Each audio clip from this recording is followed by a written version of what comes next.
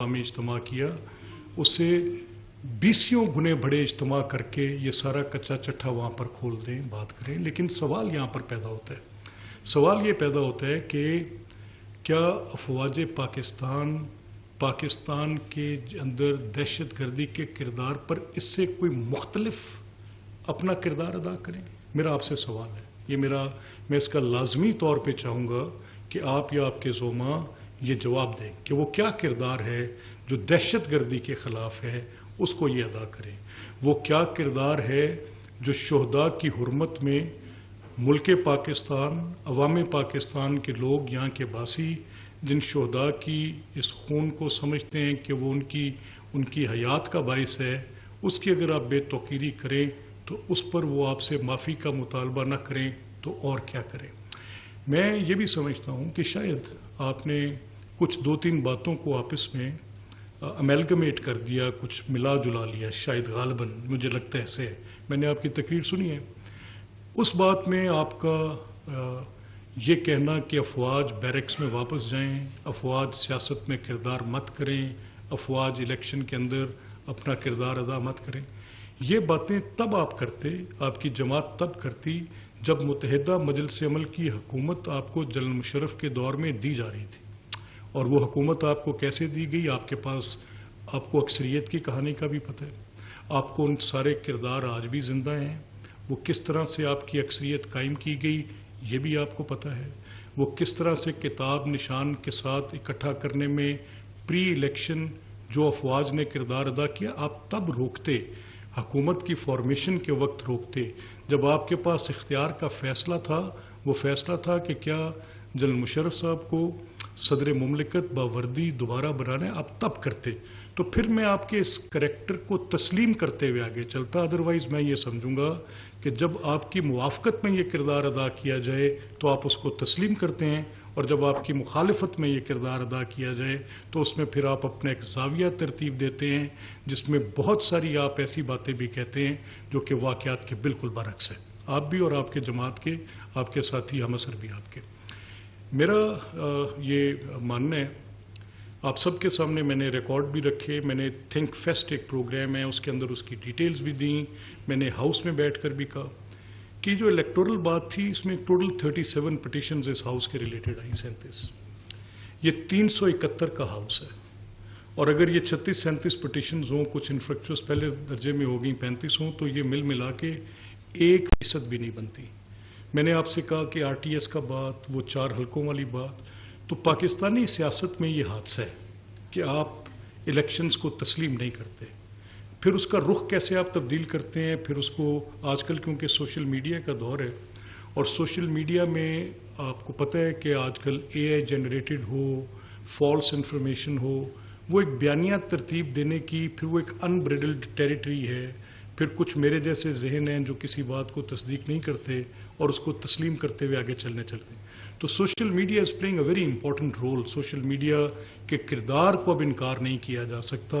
और अभी तक बहुत सारे ममालिक इसको रेगुलेट भी नहीं कर पाए, बशमूल पाकिस्तान। अभी तक इसमें हम कुछ ऐसी जिद्दत भी नहीं ला सके जिसके साथ हम किसी ऐसे पॉइंट ऑफ व्यू को जो कि ख़बर से हटकर हक़ाइक़ के बरक्स हो, उसके ऊपर बात भी नहीं कर सके। तो कौन सा निज़ाम है जो ये तय करता है? वो इलेक्शन पिटिशंस का निज़ाम है। अब अगर मैं कितना भी सिस्टम से नाराज़ हूँ और अगर मुझसे मेरा मैंडेट छीना गया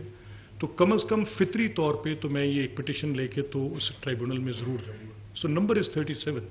and out of that 37 there are numbers जो पीपल्स पार्टी और मुस्लिम लीग के लोगों ने अभी दरख्वास्तें दायर कर रखी हैं। इस सब में जब एक फ्रैक्शन ऑफ इट ये बात है,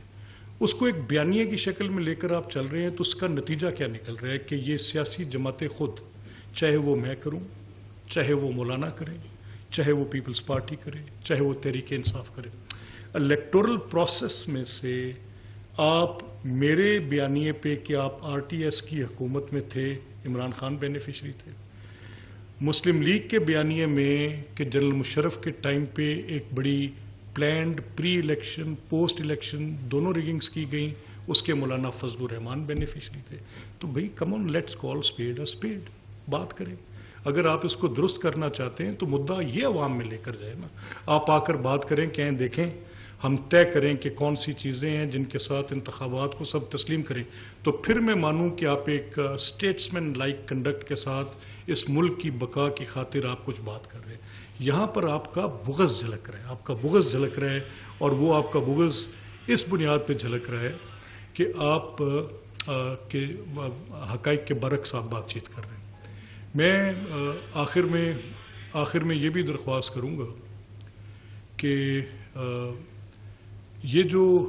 ان کی پوزیشن تھی جس میں انہوں نے یہ بات کی، میں نے آپ سے کہا کہ ہم ان سے یہ کہتے ہیں، معافی کا مطالبہ کرتے ہیں کہ وہ لازمی طور پر اس پر معذرت کریں، معافی مانگیں، اور میں یہ کہنا چاہتا ہوں ان فیملیز کو، ان شہداء کو، اپنے ان فوجی جوانوں کو، وہ جو بارڈرز پہ کھڑے ہیں، وہ خاندان جو اپنے پیاروں کے لخت جگروں کے اس کرب سے گزرے ہیں جب شہید کی موت قوم کی حیات ہے بلا شبہ، لیکن وہ ماں جس نے بیٹے کو سجا کر اس سجیلی وردی پہنا کر اپنی دعاؤں کے ساتھ رخصت کیا، اور وہ اس کی منتظر تھی کہ میرا بیٹا غازی ہو کر میرے گھر واپس آئے گا، مجھے مولانا آپ کی بات سے زیادہ اس کے جذبات کی فکر ہے۔ مجھے ان بچوں کی جو اکیڈمیز میں اپنی فوجی تربیت لینے کے بعد اپنی جانوں کے نذرانے دیتے ہوئے اس ملک کی حرمت پر آنچ نہیں آنے دے رہے، مجھے ان کی آپ کی نسبت زیادہ پرواہ ہے۔ مجھے آپ کے سیاسی بیانیے سے زیادہ افواج پاکستان کی پرائیڈ کی، افواج پاکستان کے فخر کی۔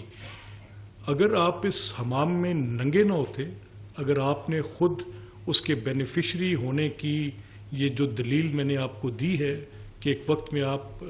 اس سیاسی کردار کے بینیفیشری تھے، تو پھر آپ سے بات چیت کرتے ہم یہ فائنڈنگ سمبڈی، مجھے کوئی تو ملے جو آ کے میرے ساتھ یہ بات کرے کہ دیکھیں جی کہ فوج کے کردار کے بغیر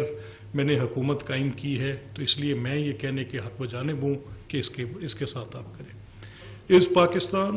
از پاکستان سیکیورٹی اسٹیٹ؟ میں آپ کے سامنے سوال رکھتا ہوں، جس ملک کے اندر اس کے ویسٹرن بارڈر سے افغانستان کی طرف سے اتنی بڑی در اندازی ہے، اور وہ دہشت گردی آپ کے شہروں کے بارڈر سے نوک کرتی ہوئی آگے جا رہی ہے، بلوچستان میں اتنی بڑی در اندازی ہے، تو سیکیورٹی اسٹیٹ آپ کس کو کہیں گے؟ کیا ابھی جو آپ کا 10 مئی کا ہندوستان کا مارکہ ہے، دیکھیں الزام کیا ہے اور اس میں جو زیادتی ہے وہ کیا ہے، الزام کیا ہے اور زیادتی کیا ہے۔ 10 مئی میں یہ آخری بات آپ سے کر کے پھر آپ کے سوال لیتا ہوں، میں allow me to finish first۔ دیکھیں زیادتی یہ ہے کہ جب آپ پر پہلگام کا الزام لگا تو وہ بھی دہشت گردی کا، اور کس پر الزام لگا؟ جس نے 1 لاکھ سے اوپر انسانی قربانیاں دی، جانیں ضائع کی، کئی 100,000 ارب کی معیشت برباد کی ہے، 1-2 نسلیں اس کرب میں جوان کی ہیں کہ میرے دروازے پہ بم پھٹ رہے ہیں۔ I am a nation with lot of worries on my head۔ اس کیفیت میں جب ان الزاموں کے ساتھ میری طرف انگلی ہندوستان کرتا ہے اور مجھے کہتا ہے